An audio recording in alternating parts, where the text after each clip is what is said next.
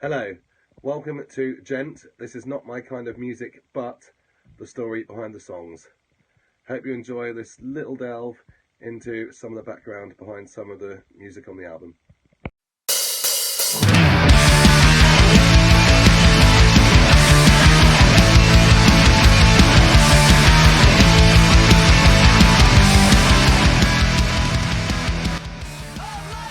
So the original plan for the album was to go straight into the studio after the first couple of singles had been released, and that all changed when I played a gig with a band called Jorah the Fortune Teller, and they very kindly donated me some studio time that they had, and I was able to use this to record Disobedience. I wanted to create a song that the first two singles had been quite friendly really, so I wanted to create a song that was louder, more punky, more what I'm used to doing, and basically to remind people that I like to make a little noise and piss them off.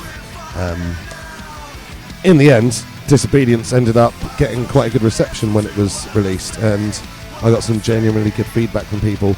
So that changed a lot going into the album, because instead of it being a continuation, now we had to top this thing that I'd already put out that people enjoyed.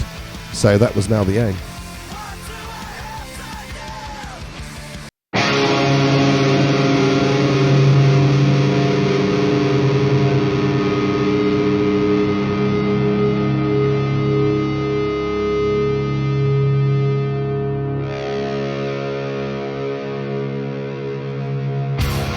So Take Up Your Arms, it was originally called Toe. I have no idea why it was called Toe. I probably just wanted it to be awkward, and then I realised that there was a title for it that made much more sense. Now I have this thing with my songwriting where sometimes I feel like I'm quite far advanced with things, and other things I feel like I'm about 15 or 20 years behind when I listen back and I'm like, cover bands are doing that years and years ago.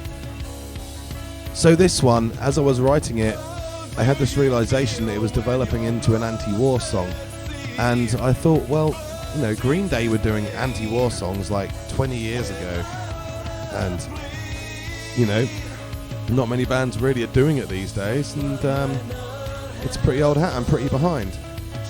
And then Russia invaded Ukraine and everything changed, and that song at live shows, it was being performed with so much more passion, because it had just underlined the notion that there will always be a need for anti-war songs, as sad as that is, because there's always wars going on.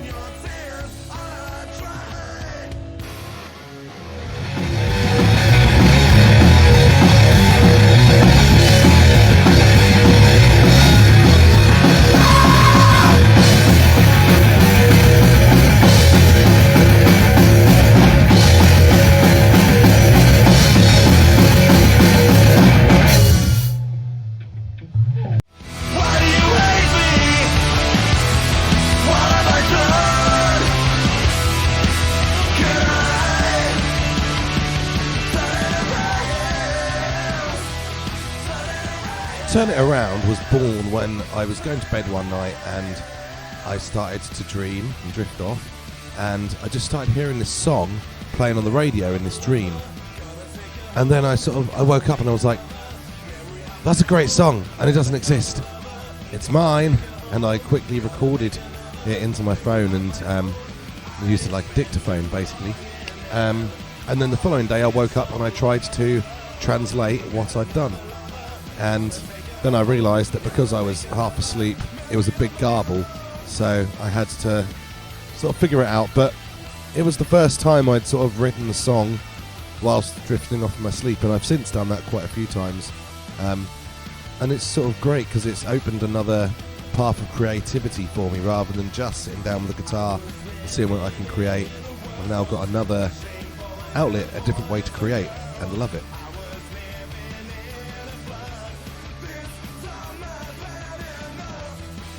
The song itself was written lyrically with my personal development in mind, and I had these thoughts, revelations, if you want to call them, like of just how toxic some of my behaviour had been towards others in the past, and the realisation that as I've matured and I've tried to make up for that, and hopefully I'm a more pleasant person to be around these days. So I put that in a song, and it's my way of sort of saying I'm sorry, but also I'm trying to be a better person now, and I hope that reflects in my actions.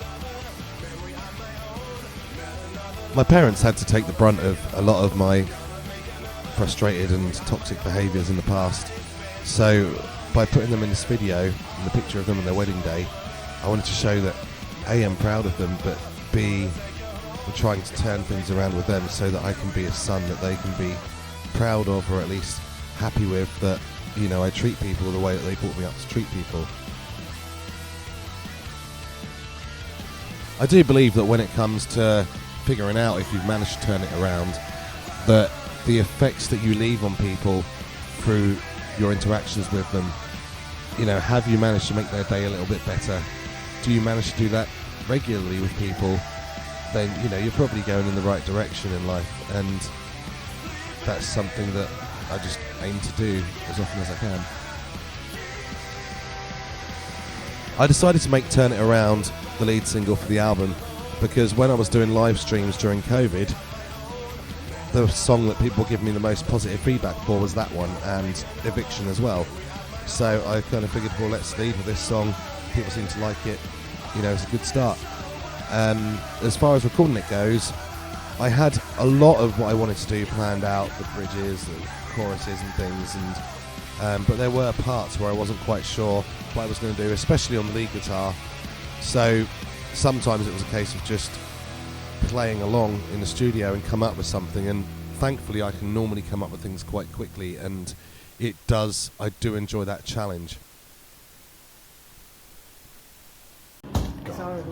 Okay, this is called Raise the Damned.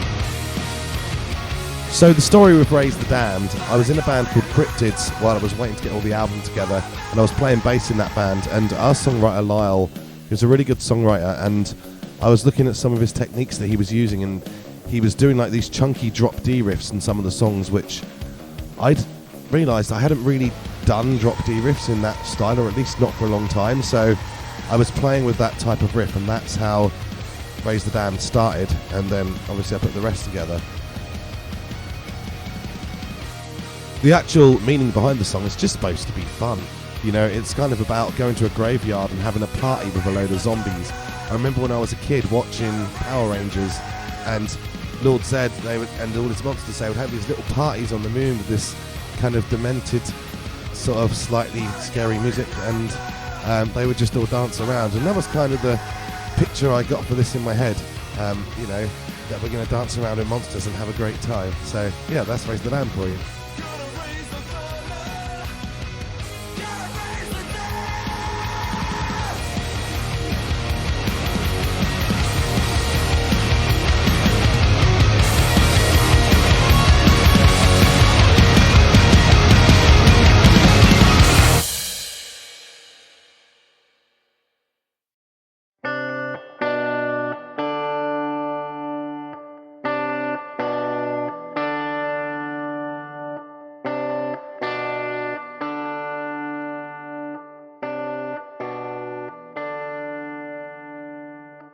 No notice was given, feeling like a part of some circus here.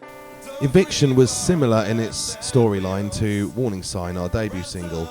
It was about a relationship breakup, and is about, you know, the idea of being evicted from somebody's heart and how that leaves you feeling quite out of place if you're not ready for it.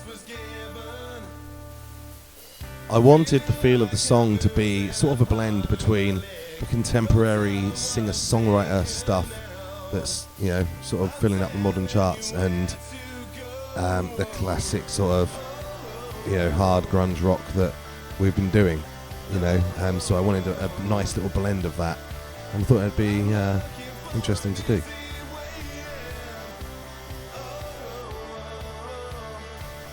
For the video, we've done a lot of videos that have had some humour in them, and I kind of wanted this to be a bit more of a serious one, just for the contrast, because we've done so much humour, we didn't want to overdo it, and so I always wanted to shoot up at Beast and Bump near Sheringham in Norfolk because it's such a beautiful surrounding. So we went there and we lugged all this gear up a hill, which was fun.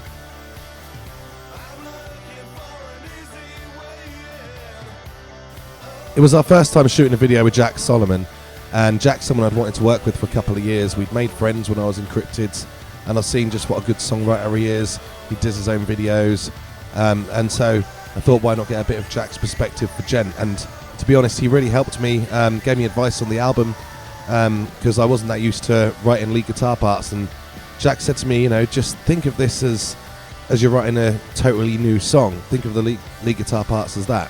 And that helped me remember more than 3 or 4 notes in a row. The shoot day was it was a lot of fun.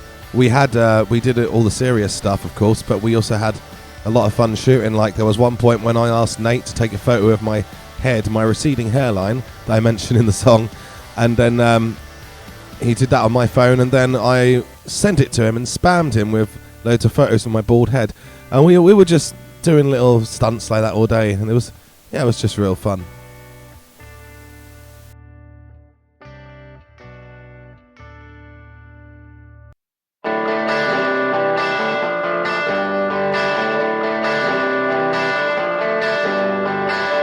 I was just lost when I was young, just passing time until you're gone.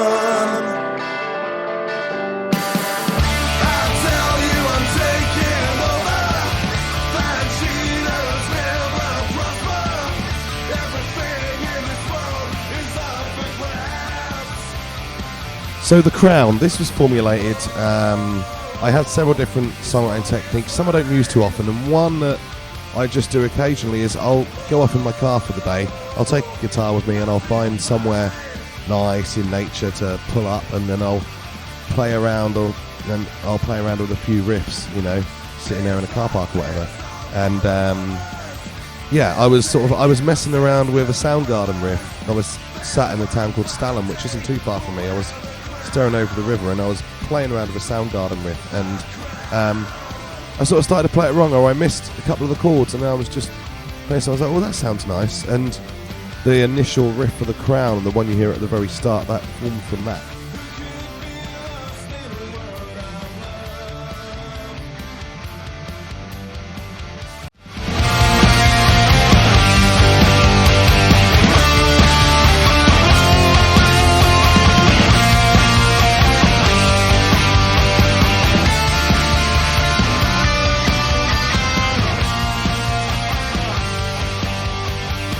With the solo, this is the first time that I really got to put into practice what Jack had taught me about writing the solo as if it's a separate song.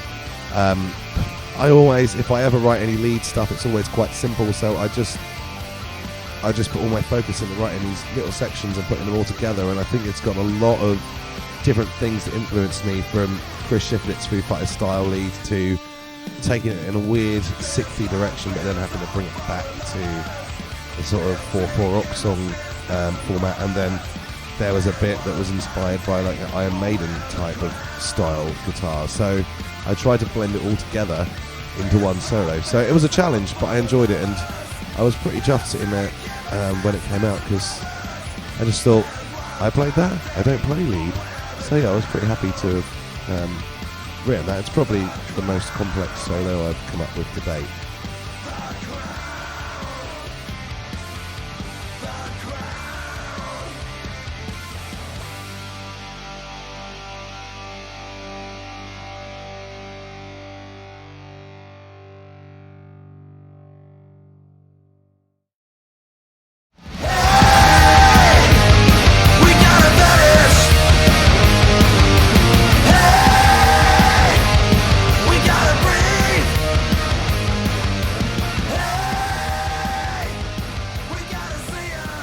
So Vanish was much more in my traditional writing style. You know, I was at home, I picked the guitar up, started playing a riff, smashed the song out in 5 minutes, and that was that. So I always liked the way that Hole in This World had used these G chords and moved them up and down the fretboard, and I wanted to do, you know, my own song using that kind of idea. So that's how the verse started, and then, you know, the chorus got chunkier and chunkier, and I ended up with a song that was probably, you know, one of the closest songs to my roots on the album, probably the closest.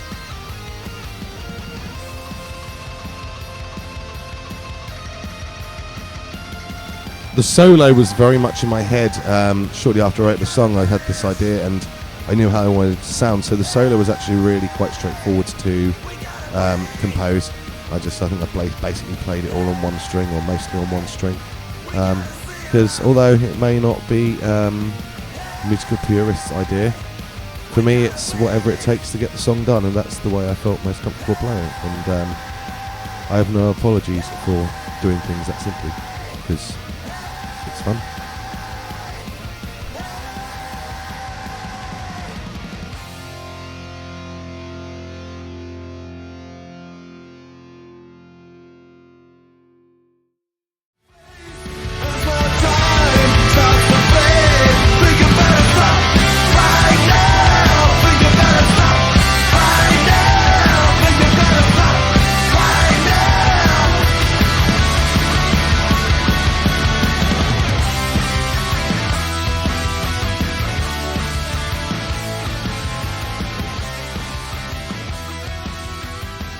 With Stop, the creation process was similar to Vanish in that it was done at home by putting the guitar out, putting it in my hand, and then going, right, write a song. And I sort of had a little goal, which was, you get a lot of songs in the charts that are just so repetitive that it's like, oh, really? And I thought, I'm going to create one of those songs with a guitar. So, yeah, that's what I did. And on a serious note, I do think that every band, you know, should have those songs that people can sing along to that, you know, have these hooks and are catchy. So it is part of my belief behind music, as much as it's important to not lose sight of your background and make sure you create some heavy and rifftastic stuff, and also, you know, pop an acoustic track in here and there. But it's important to have those hooky, catchy tracks for sure. When it came to writing the other instrumentals for this track, I knew it was a catchy track, so I wanted to make sure that everything just sat and complemented it. The bass line was very inspired through the years of working with Nate before in Astral Void, and that was sort of how I wrote it. I thought, what would Nate do? Because he's so good with his creation on the bass. The lead guitar, I had that in my head, so I just had to learn out how to play it. And the drums, I sort of knew how the drums were going to go. Again, it was just a case of learning how to play what was in my head.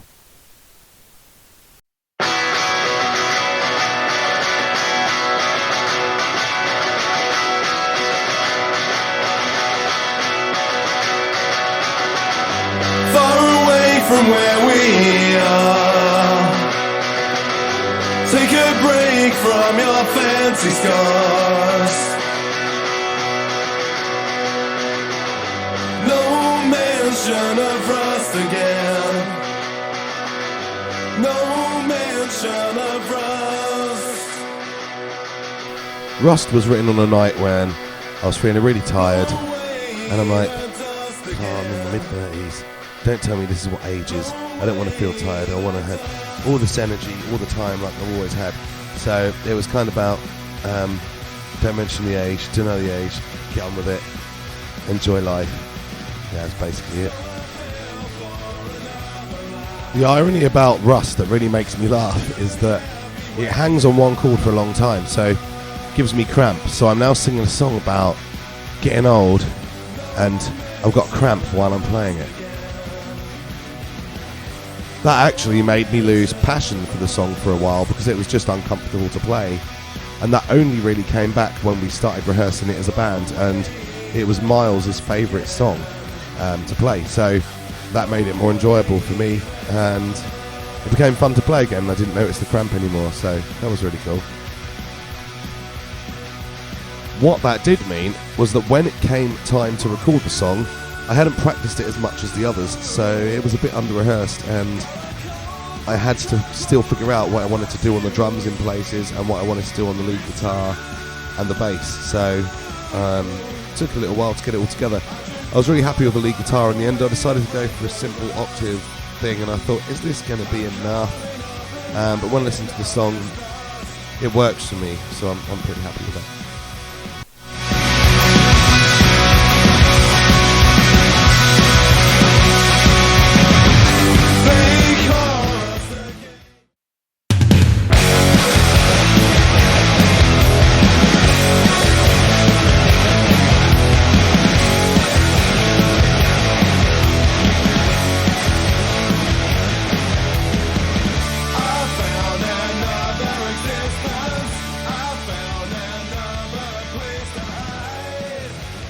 Cheap Tricks was about wanting something real, you know.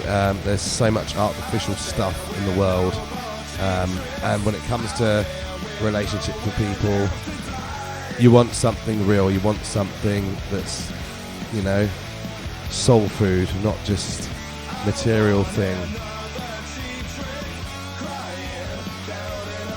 You know, no amount of impressing people with money, makeup, new clothes is going to bring that to you, you know. And relationships and friendships, you want something real. You don't want someone who's going to glory hunt with you for 5 minutes and then go off when the next coolest thing comes along. And for those of us who are never cool, we don't even have that option. So the process of creating the song itself was pretty simple, really. I've loved so many songs have this F sharp A E riff, and I've never really been able to come up with something that sort of clicked me, and I thought, oh, I could work with that until now. So yeah, it was something to enjoy. Recording the bass was really fun. It had this really sort of like almost like a hacksaw-y type bounce, and it was really good fun. And the drums, this was my first moment on the album where instead of I'd written the drums for a lot of the first half of the album, and I was doing a lot of tom work. I was trying to challenge myself, probably easy for a lot of full-time drummers, but I was trying to challenge myself with different things on the toms. But for this one, I'm like, no, I'm going to keep it simple. I'm just going to do simple snare fills and keep it simple the whole way through. Wanted a different feeling for the song, and it felt really good playing it in. And I think it was one of the few drum tracks that I got in virtually one take with no editing.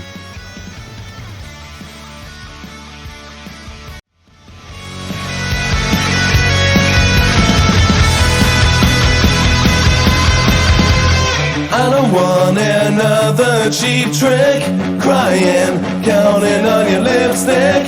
I don't want another cheap lick. Running to death, running to death, running to death, running to death.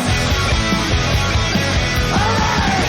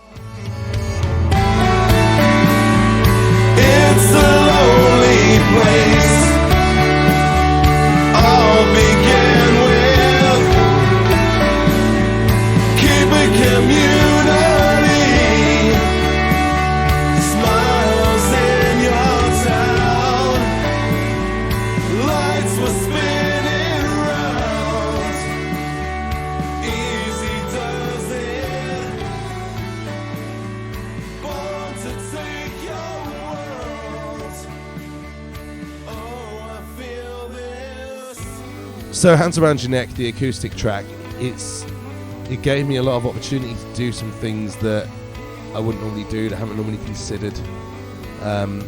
We got in a female backing vocalist for this. Her name is Rhea Smith. She's fantastic, and I've been a fan of her vocals for a long time. So to get her into work with that was brilliant. I managed also to sort of improvise a sort of chilled little lead line over the whole song, and I didn't really plan it much, which I was kind of like, I'm not going to be able to do this, and I did it. So we laid about 3 or 4 different lead guitar tracks, and I improvised over each one, and then we sort of cut out and copied the favourite bits, the bits that we liked the most, and we put them in, and we turned it into one solo out of the 4 different ones. As far as other instrumentation goes, I had a chance to use a cello on the tracks, which I've always wanted to do. We used it actually a bit on the album in the end. We used it at the introduction of Rust and in the first verse or 2 of Rolling Away as well. But this was the one I really wanted it to be key on. And then also we put a harp in the chorus, and well, certainly a harp MIDI anyway. And I remember the first thing I did when I came out of recording this, I phoned one of my friends and I went, I'm a genius, I've just harmonised harp with lead guitar. So yeah, I was really proud of myself, and my ego shot up because I used a harp.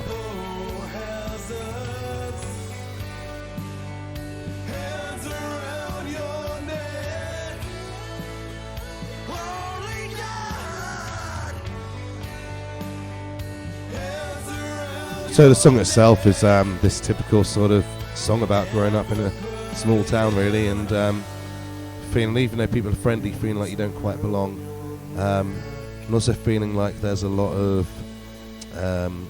fakeness and falsity around you, which is kind of a theme in a couple of the songs on the album.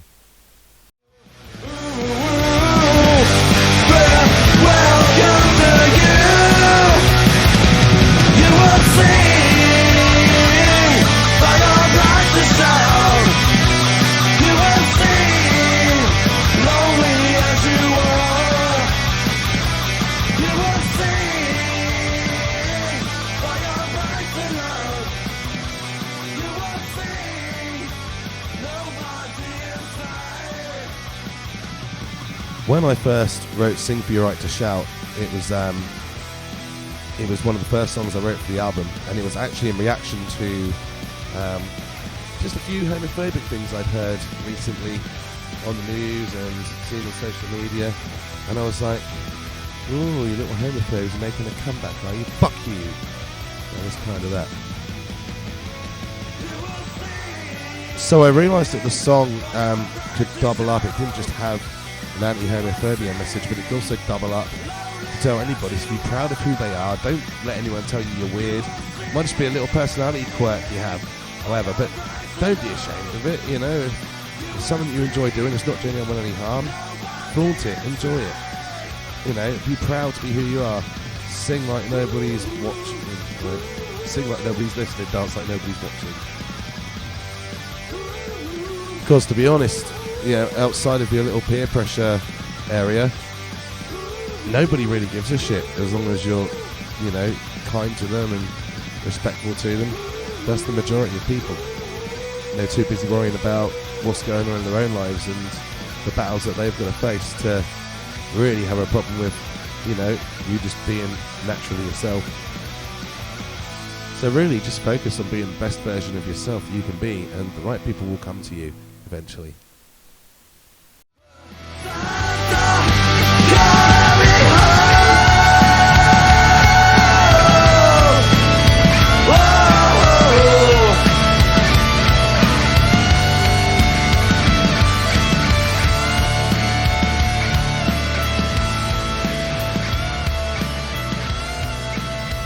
Rolling Away, this was quite an emotional song to write. It was imagining what life must be like for somebody who's sort of, they're still alive but they've decided to not be, and you know, it's like kind of like the letter you can imagine them writing, trying to justify their decision not to carry on to their friends and family. So I was thinking of, a couple of people who have touched my life who aren't here anymore when I was writing this, and it was quite an emotional write. I mean, it's obviously an unimaginable place to be, and in the music I've tried to reflect sort of the sadness, but also the elation, that one might feel if they don't want to be here and they feel like there's an escape on the horizon. So I've tried to convey both sides without trying to glorify the suicide, but trying to get in all the perspectives, really.